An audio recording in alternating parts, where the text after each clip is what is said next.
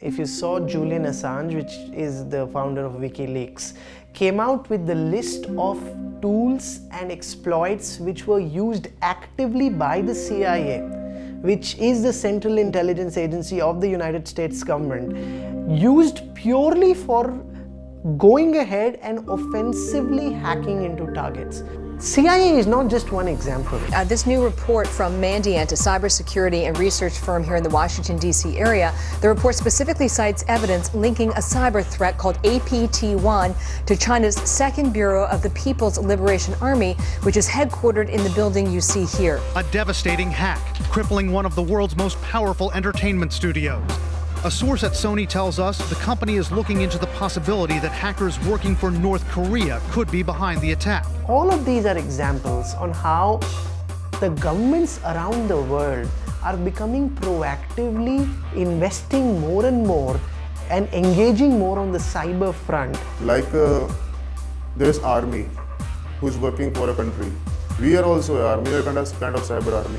It is said that the Third World War will not be a normal world war, it will be a cyber war.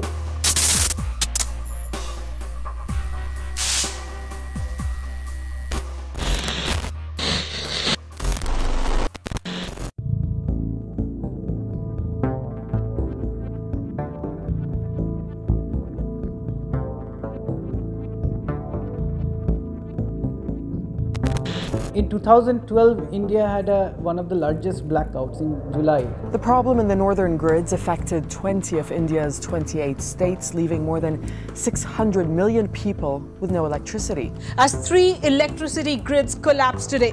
While the northern grid failed for the second straight day, the eastern and northeastern grids too collapsed. Together, they carry about 50,000 megawatts of electricity. So it started in one line that got overloaded, and once it got too overloaded, it heats up and then it disconnects, and then all the power flows to the other lines, and this way that line gets heated up and that gets disconnected, and this propagates. And then at some point the connection between the northern grid and the western grid and the eastern grid, they basically tripped each other, and then the blackout happened. But if you look at this sequence of events, it can be done with cyber attack. All you have to do is that you have to hack in the relays, and the relays are used to actually disconnect lines. So instead of reaching a thermal limit, you are going to basically disconnect a line by using hacking. And then once that line gets disconnected, you basically will have the power flow in the other lines, so they will heat up and disconnect, or you can actually then attack the next relay. So you have to basically orchestrate the sequence of relays that have to disconnect. So then the question is, how easy it is to do that.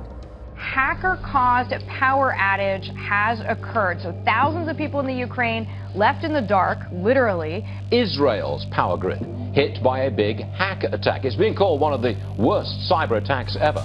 We had cases of, a hydropower plant in upstate New York getting hacked. In 2014. Internet security agents say Iran's infrastructure, including its main nuclear power plant, is being targeted by a new and dangerously powerful cyber worm. Bangladesh-based group hacked into nearly 20,000 Indian websites, including that of the Indian Border Security Force. The first virus that could crash power grids or destroy oil pipelines is available online for anyone to download and tinker with. And there's no way of knowing who will use it or what they will use it for. If there was to be an attack on the critical infrastructure of India, it would mean chaos. There would be no electricity, no water supply, no phone network, no satellite network, and no cash or banking facilities. An attack on any of the critical infrastructures can cripple a country.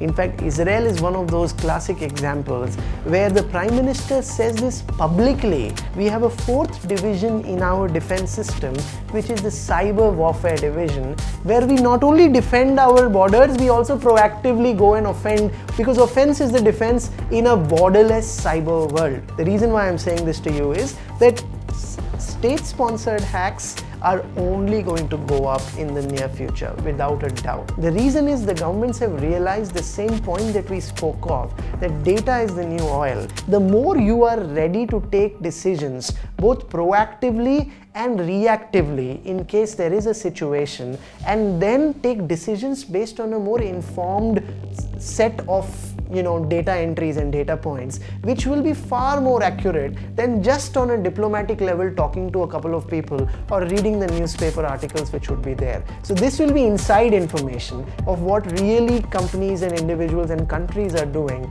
and taking things from there. There is a tremendous lack of awareness in the government. One of the biggest unawareness I have seen is that they don't believe in insider threat. And what that means is that they are basically going to be caught unaware when some insider does something. The other problem we have is the supply chain security. So all our hardware comes from abroad. And there is a concern that while manufacturing the chip, somebody might actually add some extra circuitry to, which can be triggered at a certain time. And some harm can happen. India saw its biggest data breach when the SBI debit card breach happened. When this happened, the banks were initially in a state of denial, but subsequently they had to own up to the biggest cybersecurity breach that took place in Indian history. The ATMs are not manufactured by the banks. There are popular originally OEMs which are there, which manufacture the physical ATMs, and then you put in a Windows system in that. It can be Windows XP, 7, 8, whatever. And on top of that, you load a software. That options that you get, it's basically a software. So you click on savings bank account, the amount that you enter and all of that. Now what was observed was that there were multiple transactions that were happening in China, and close to, I think it was 1.2 or 1.3 crore rupees, which was withdrawn using certain Visa and MasterCards, which were specifically used in a few selected ATMs. See, these ATM machines are actually connected by network to some kind of a control center. But Hitachi recently gave some explanation that, they got infected by malware. So that if that control got hacked and a worm was infecting that control, then through that control mechanism you can actually infect many machines, right?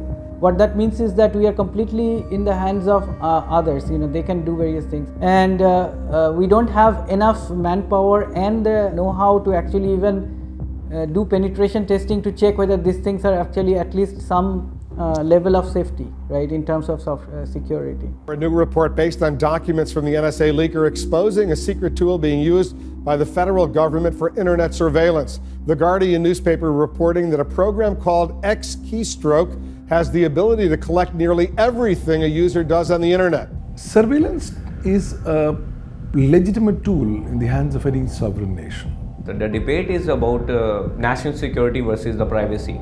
Now here two people have to play a main role. One is the citizen, one is the government which is there. Now government is saying that nothing to hide, nothing to fear. But the day government knows everything about you, you will lose the power to sue the government one day. Now on the other hand side, the government has to intercept few of the people or few of the individuals to make sure the 1.25 billion people or some other countries' main citizens should be secured. Doing mass surveillance, yes, that is bad. Because of the surveillance in the world, the journalists, the whistleblowers, they are moving towards the deep web because there is a very high anonymity anyone can acquire there while communicating with each and everyone. When you talk about anonymity, first let's understand that I personally feel it's a fundamental right of any person to choose if he wants to be anonymous on the internet or not. Privacy is taken much more seriously in other countries than we do, right? So we seem to have very little notion of privacy. In a society where anonymity and privacy is not valued, especially now we are being told that even to have a phone connection you have to give Aadhaar card. If you want to do banking, you have to give Aadhaar card. Launched in 2008, Aadhaar aims to provide an identification number to each of India's 1.3 billion people. It also records every individual's fingerprints and iris scans for the government's massive database. So basically we are going towards a situation where we want to, we are willing to compromise privacy for security or for taxation. The Aadhaar Act, which got passed in March 2016, it legalized Aadhaar, provided a legal framework for the working of the Unique Identification Authority of India, and provided for certain security mechanisms to be incorporated for the central data repository. And it also stipulated certain acts as Aadhaar-related crimes. But clearly, the Aadhaar Act, because it was passed in great amount of hurry, did not do effective justice to some of the key concern areas. One of them was privacy.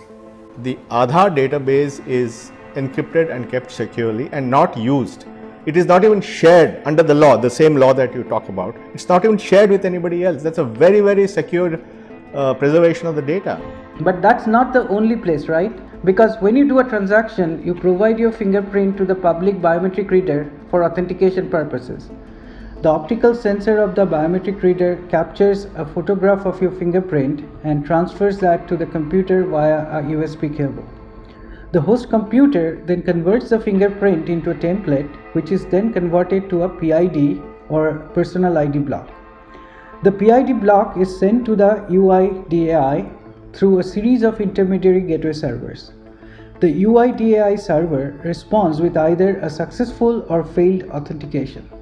However, there are several vulnerabilities here. First, the host computer can store users' biometrics, which can then be used without the individual's consent. Also, the PID block is not encrypted, and so it is vulnerable to interception by hackers. Lastly, the host computer is also connected to public internet servers and hence is vulnerable to viruses and malware that can steal the PID block. So somebody has to take a look at this entire architecture and do a real foolproof analysis. Aadhaar card information is now available through Google search if you know what to search.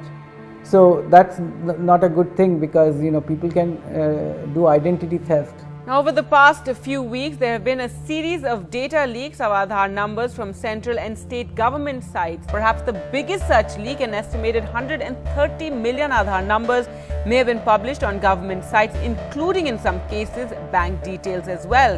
That's almost Once your information and biometrics are stolen, it can be used against you. Your fingerprints can be planted in a crime scene.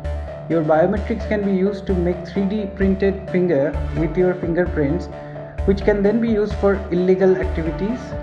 The information can also be used in riots to identify specific individuals. Having this information in wrong hands can ruin your life. Legitimate, bona fide, genuine Indian citizens should not have a feeling that they are going to be constantly surveilled upon and that their privacy is going to be tossed out of the window when it comes to their using the Aadhaar ecosystem. The same people who say that I do not want my Gmail emails or my chats which I am doing on Gmail to be read by the NSA or the government. They don't realize this as a first step that Gmail itself is a profit-making company which is actually using you as a product to analyze the work that you're doing or the text or the data that you're producing over that platform to be able to give you contextual ads, and it doesn't just need to stick to ads. In the future, if they have to do something with the data to do something else, you will see that they have taken all the rights away from you and they're absolutely free to use the data that you're providing over their platforms. And very rightly so. There's a saying that when you get a product free of cost, remember you are the product which is being sold out there. So clearly I believe there is need to be having checks in place. Interception is a legitimate tool for governance, but at the same time, interception should not become a tool or a manifestation for depriving people of their legitimate civil liberties. So somewhere down the line, every country, every nation must come up with its own golden balance of how to ensure that the civil rights and liberties of individuals are protected on the one hand, and also ensuring that the governance interests of the sovereign nation, including those of interception, monitoring, decryption and blocking, are also appropriately addressed in an efficacious and efficient manner.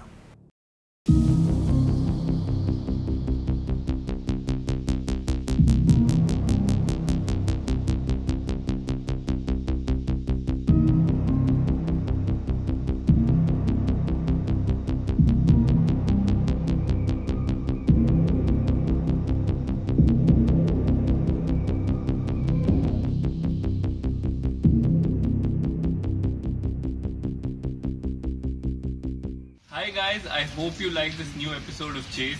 Please like, share and subscribe to our YouTube channel.